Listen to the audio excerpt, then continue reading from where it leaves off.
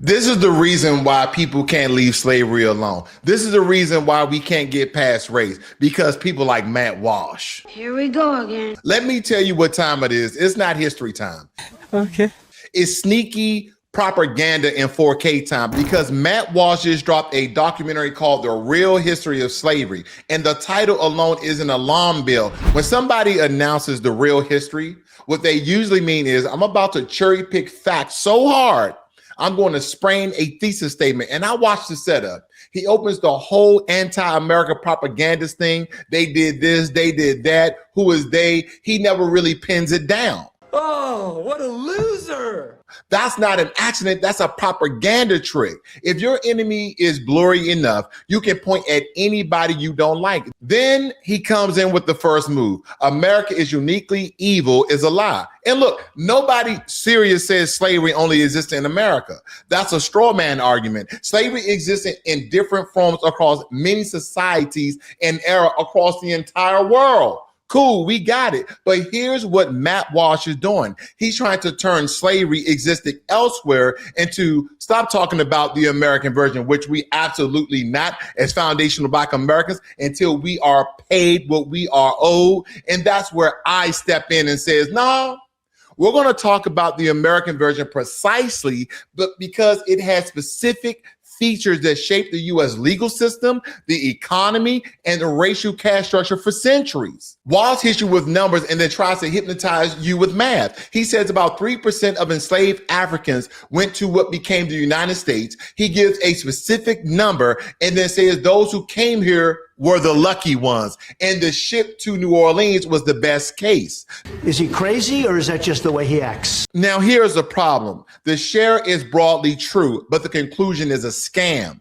Serious historical references show only a small percentage of the transatlantic trade went to British North America, U.S. compared with Brazil and the Caribbean. But smaller share does not equal lucky. That's like saying only a few people got thrown off the building, so the ones who got punched in the face were fortunate. Also, the only a small percentage moved quietly ignores the domestic slave trade, the so-called Second Middle Passage that ripped families apart inside the U.S. after the Revolution. One major reference notes over 1 million enslaved people were transported in the domestic slave trade between roughly 1790 and 1860. So even if fuel were imported across the Atlantic into the U.S., the U.S. built a gigantic internal trafficking machine anyway. That's not best case. That's industrialized cruelty with better accounting. And here we go. Lie is designed to beat us into a state of submission and self-loathing. We've been taught to hate ourselves, to hate the West, and to hate the figures, mostly white, mostly male, who built America. We're all familiar with their narrative. America is uniquely evil because of racism, slavery, colonialism, imperialism, and so on. They've waged intellectual warfare against our founding fathers and national heroes. They desecrated their reputations, tore down their statues. Their rewriting of history is such flagrant propaganda that it would make Pravda blush. That doesn't mean that it's not pervasive or successful. One professor from the University of Wisconsin spent 11 years administering historical literacy tests to his students. He discovered that they overwhelmingly believed that slavery began in the U.S., was almost exclusively an American phenomenon. A view shared, by the way, with the league. Let's talk about that. No, America did not invent or build slavery, but they were the most profitable country and empire that slavery anywhere have profited from. See, Walsh makes a second argument that U.S. slavery must be better because the enslaved population grew after the import ban of 1808. Unlike some other colonies where death exceeded the birth. This is where I need y'all to hear me very, very loudly. Yes. Population growth is not a moral defense. It's an economic explanation. And the explanation is tied directly to law, because one of the nastiest innovations in American slavery wasn't a whip.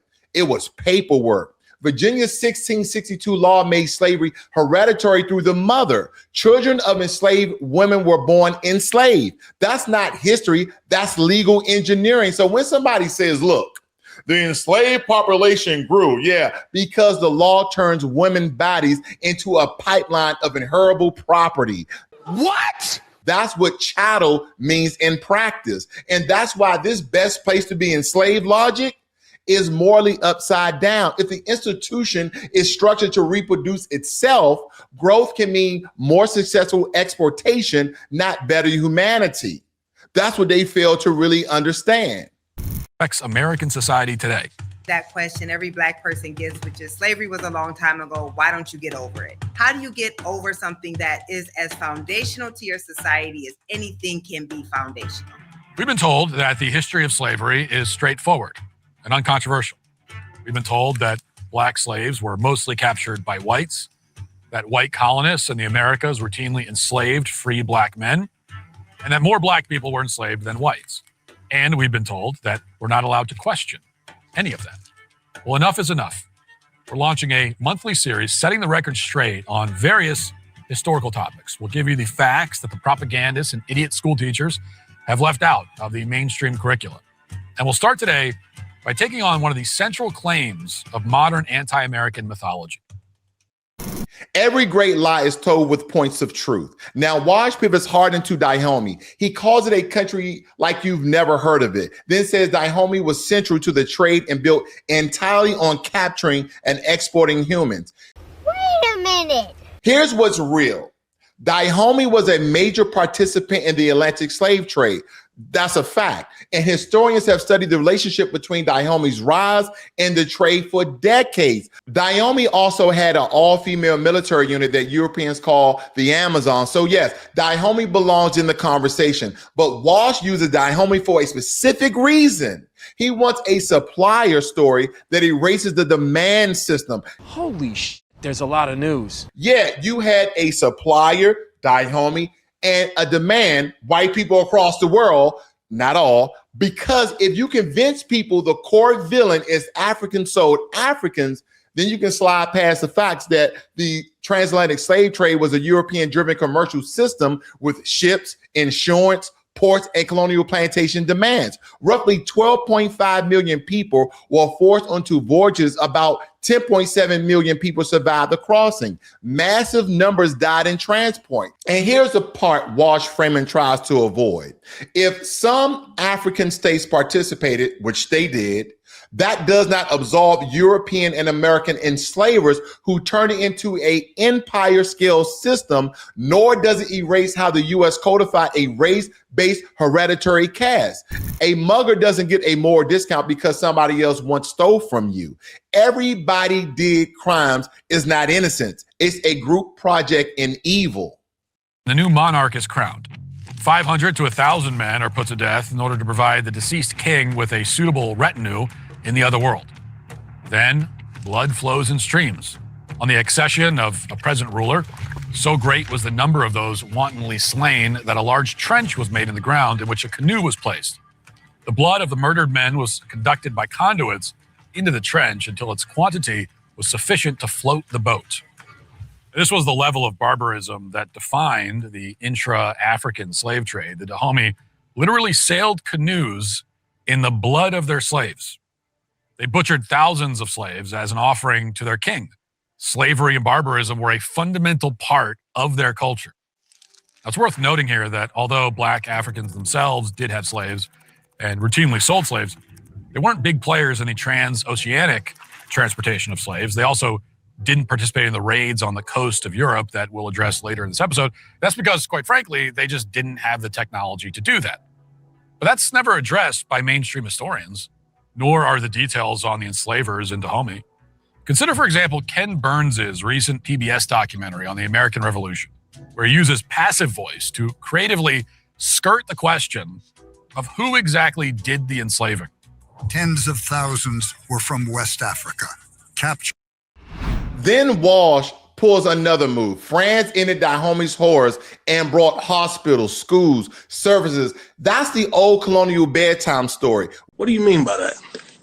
We conquer you for your own good. I've heard this time and time again. In matter of fact, I heard Elon Musk's dad tell the same story during an interview that they brought all the great wealth and technology and information and intelligence from Europe to South Africa that was best for them, even through the colonialization of their country, even through apartheid, even through the rape, torture, murder, and all these horrific things that they've done to Black people globally. And this is not an attack on white people, my man, you, because not all white people participate in this, but the elite and those people who just hated people of the bigotry and because of the color of their skin.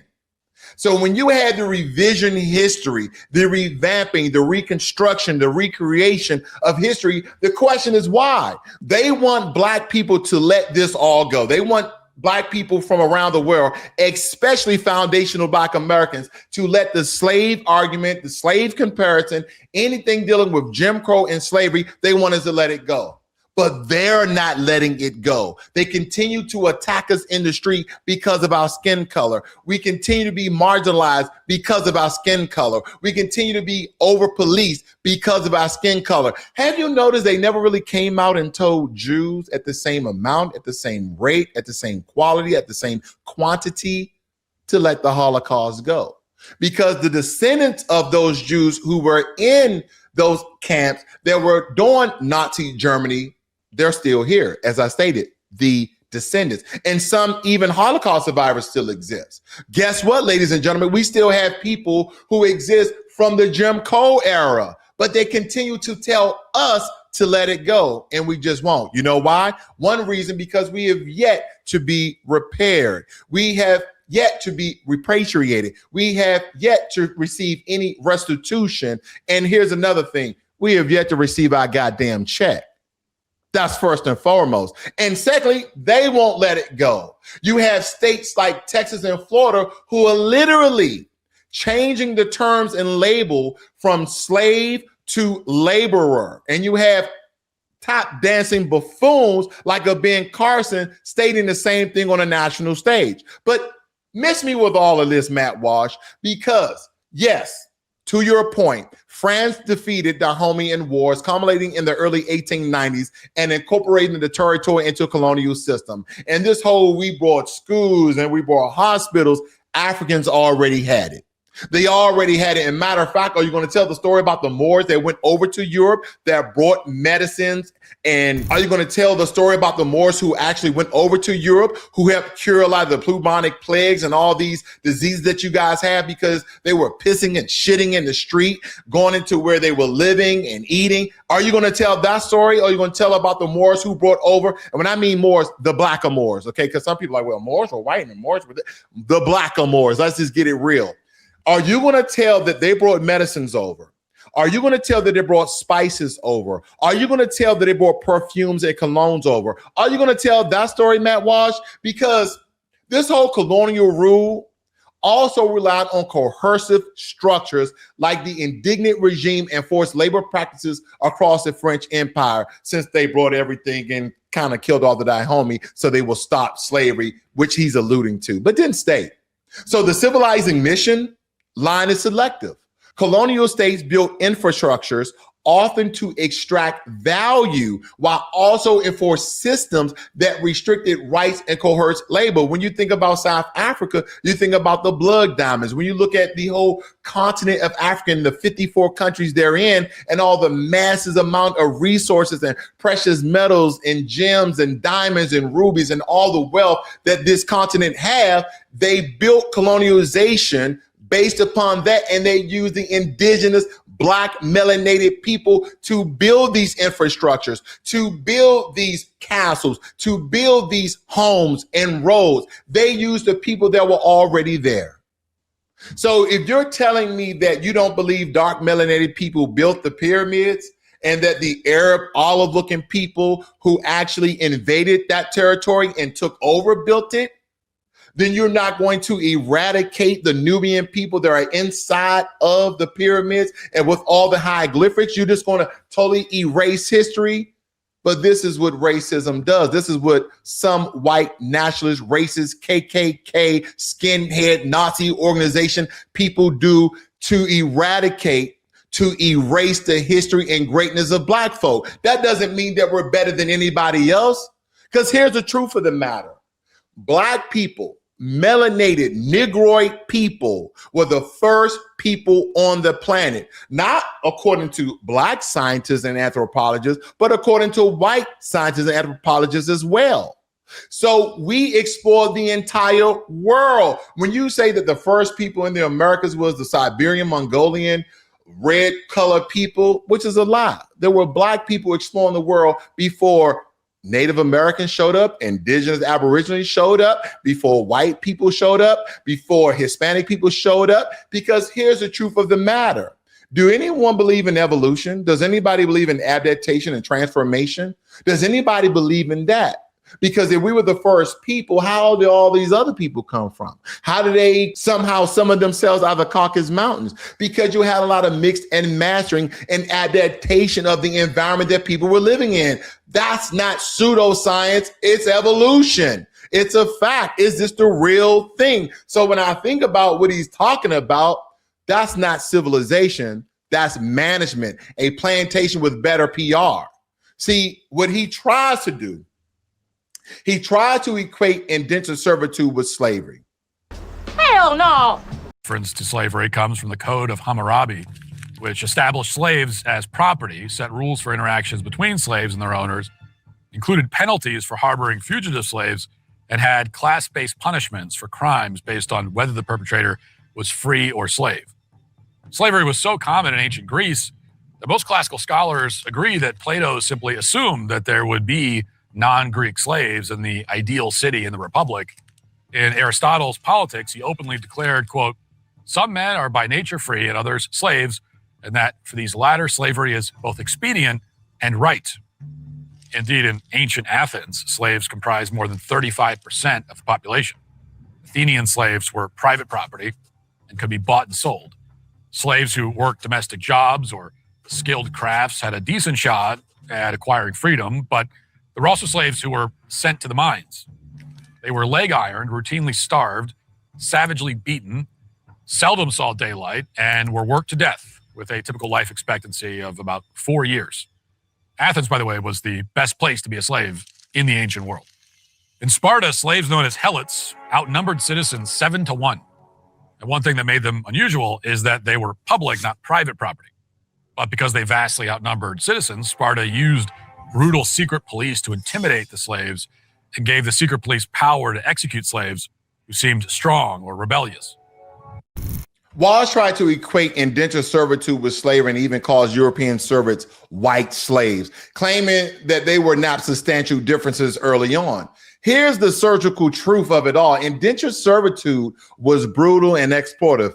Yes, people died. They were abused and were coerced, but it was not identical to racial chattel slavery because of key features. Term limited versus lifelong. Indentured servitude had a contract term, even if abused. Chattel slavery was lifelong, not hereditary by default.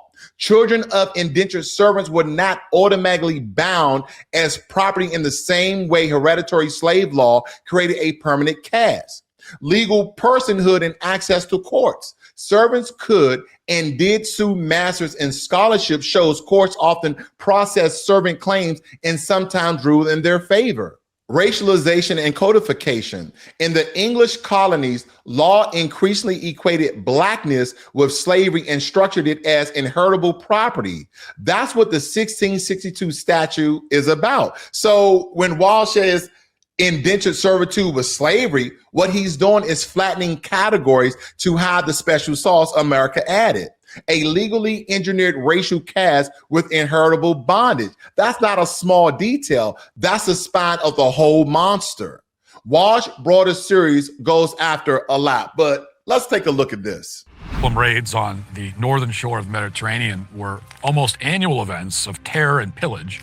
In 1544, in the Bay of Naples, Algerians took 6,000 captives. 6,000 more Italians were taken during the sack of Este in Calabria. In 1566, they took 4,000 slaves in Granada, Spain, in a single raid. They described it as reigning Christians in Algiers. The list goes on. In 1617, 1,200 men in Madeira. In 1636, another 700 in Calabria, Italy. Then 1,000 more in 1639, and 4,000 more in 1644. In 1683, the French military attempted to free some of the slaves being held in Algiers. The Algerians didn't take kindly to it. Quote, infuriated at their helplessness in the face of such an attack, The Algerians decided to vent their anger upon those Frenchmen who were at their mercy, including Jean Lavache. Algiers had, at the time, the most powerful cannon in the whole of the Mediterranean. It weighed 12 tons. A 23-foot-long gun had a range of 3 miles.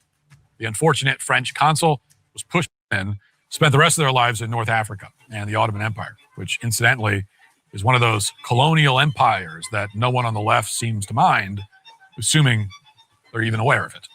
Now, just a quick bake, ladies and gentlemen. Have you noticed that conservatives and liberals, they always blame the other side? It's both of you mofos. It really is. So stop blaming the other side. We're talking about the United States of America, but no one is united.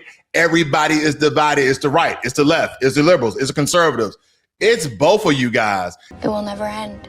And I don't think the American people who are not politicians, the American people who are not multi-business owners, the American people need to be unified on a lot of things. Should not be taking sides because of the political affiliation that they may have. This is why I believe in no-face voting. I believe in no-face voting from A to Z, from 1 to 1 million, because when you're trying to demonize one side or another, you cause division and hate. And then you radicalize people to do very evil and vile things to one group or another, or they bring in race, or they bring in religion, or they bring in party lines in order to separate people in order for powerful positions. But if you have faceless voting and the only thing that you can see are policies on an A1 list, policies on a C1 list, and you didn't know they were Democrat, Independent, or Republican, then you would basically have to vote based on policy and not rhetoric.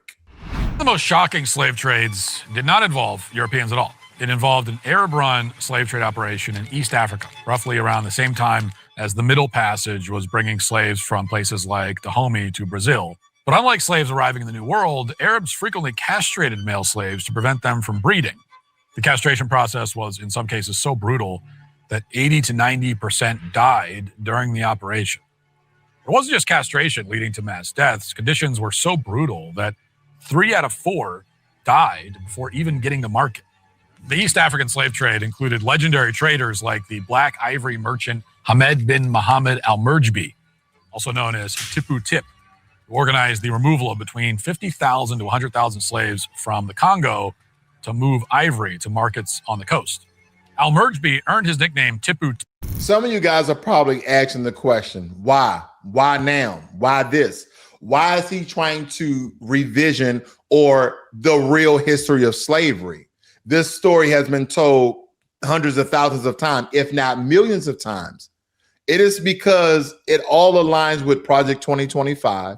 It all aligns with Agenda 47. And it all aligns with the vice president of these United States basically stating on the world stage that you don't have to apologize for being white anymore, as though that white people were going around apologizing for being white. No, if anything, maybe black people need to go around apologize for being black. I'm so sorry that I'm black, that you guys are so terrified that we may outnumber you guys one day and then take over and then start killing you and putting you in slavery, which we're not that type of people. Yeah, but Like, we don't have the numbers in America. Like, we don't have the military prowess in America. Like, we don't have the technology in America. And here's the tale of the tape. It's not within our spirit. Because if we wanted revenge, if we wanted to annihilate ourselves, if we wanted to commit massive suicide on ourselves, then that is what we would have done in the first place. Advanced weaponry against us, tanks, missiles, and all other sorts of things.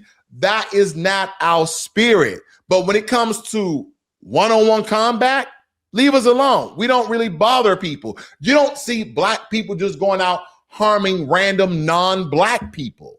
Okay? That's not what it is. So when they do all this reconstruction of the real history of slavery and at the same time trying to eradicate slavery from history books, why is that? Why pull down slave exhibits so people don't understand what occurred in this country? We're trying to paint this massive picture of slavery everywhere else and how it was worse everywhere else. This all has to do with foundational Black Americans making people utterly aware of our history right in these United States of America. So when you guys tell that we have all of these grifters and race hustlers talking about this and about that, I wonder what some of the comments you guys are going to make about Matt Walsh.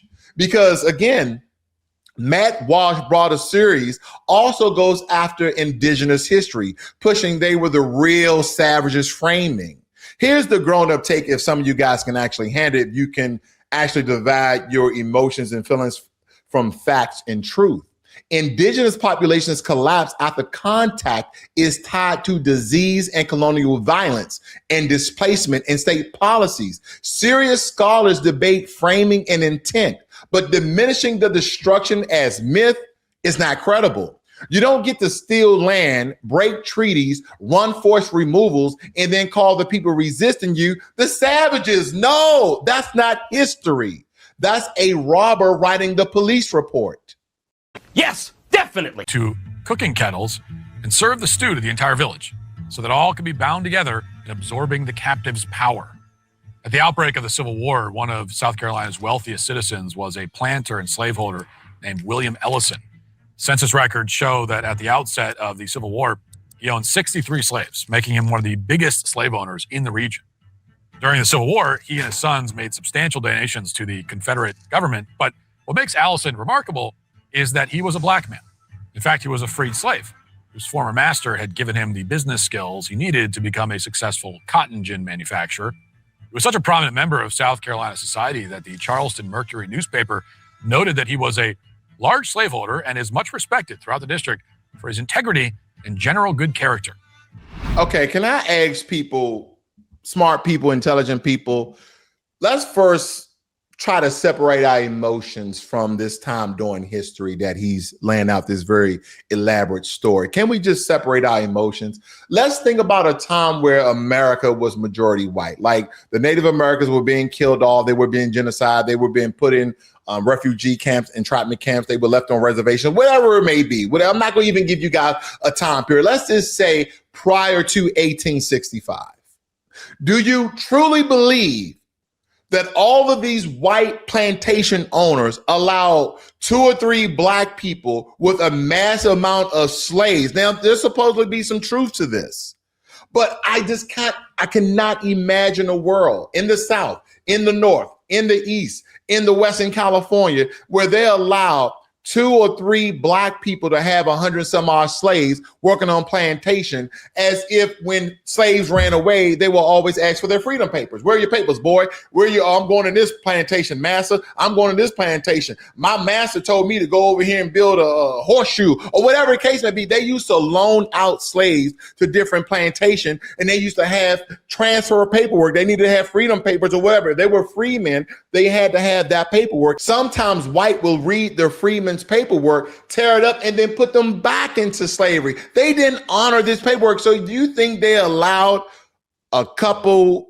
privileged Negroes to walk around as free men during the most racist time in American history, to have their own slaves and be wealthy amongst them?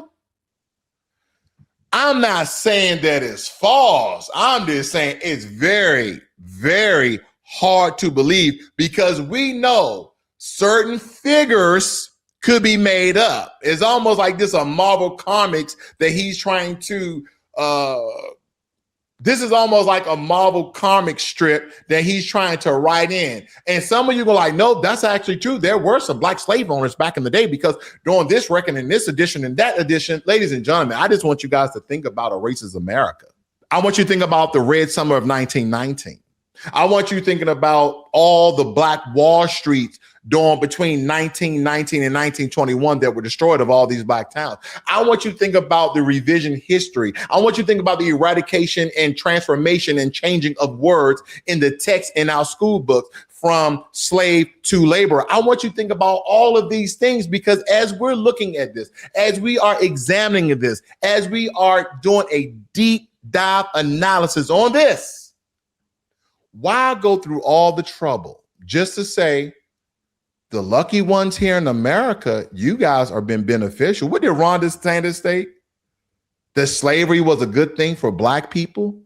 Are you trying to equate that, Matt Walsh, that we were savages, that we did it to ourselves, that we sold ourselves into slavery, that when we came here, that the white men didn't put us in shackles and chains and work us to our death, that our mothers and great grandmothers wasn't raped and tortured, that you didn't fight black men against black men for sport until the death, that you wasn't raping black men to act as if this was a punishment, but it was some of the most homophobic things that black people on the face of earth never experienced until the interaction with these white racist people. I want to make the distinction between white racist people and white regular people. Not that white regular people didn't benefit from slavery, because they did, but not that they had a part in it. But some people would say, well, if you know something is wrong and you don't do nothing about it, then you are complicit, that you are a part of the system. But again, we had the Underground Railroad where there were white people actually helping black people to go to the North and be free from the persecution and all the torture and rape of the South.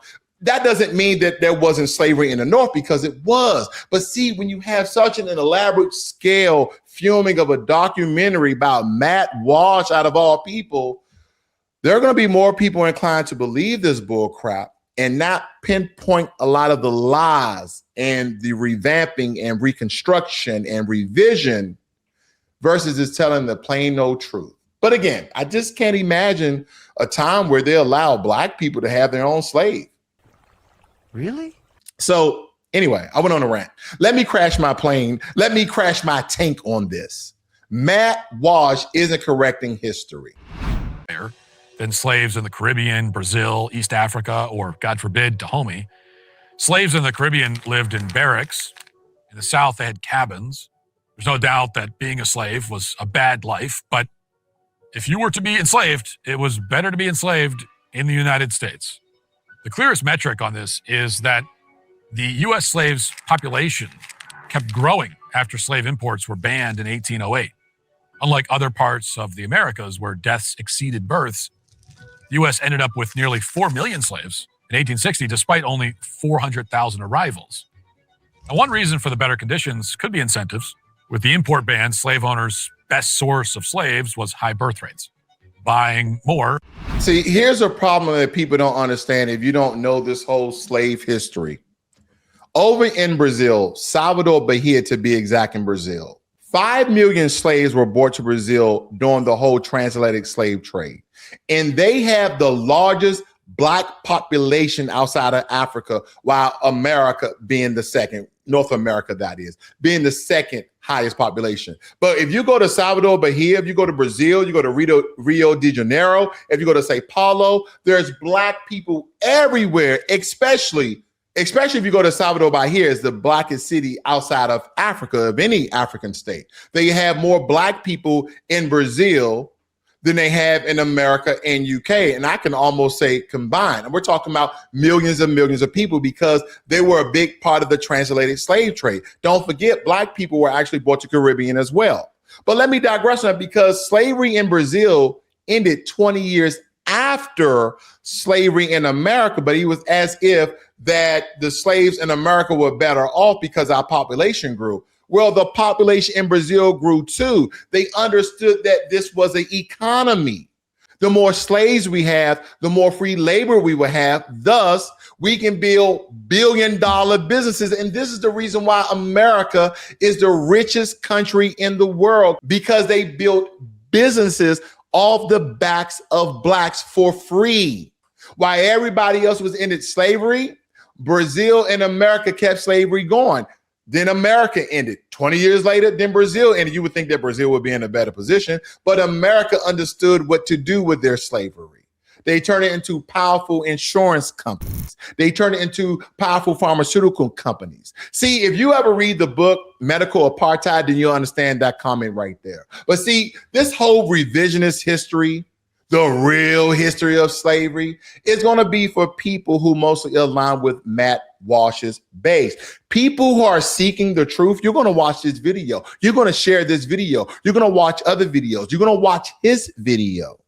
And then you're going to go to the textbooks and you're going to point out the conjectures. You're going to point out the lies, the fibs, the slurs, the blurs. You're going to do all of those things.